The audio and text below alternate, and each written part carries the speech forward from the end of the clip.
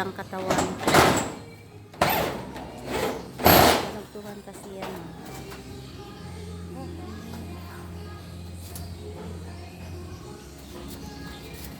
Pag ganito sa taas, buti humangin-hangin na at mabawasan ng init.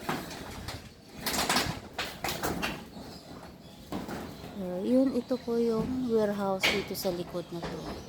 So nakita ko yan doon sa labas. Parang 3 company nag-ano dyan sa warehouse na yan.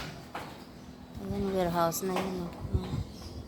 Dati kita-kita wala pa yung pader dito. Ayan.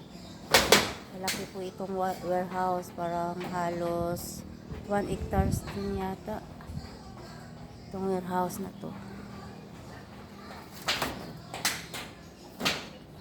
Ayan, bundok po.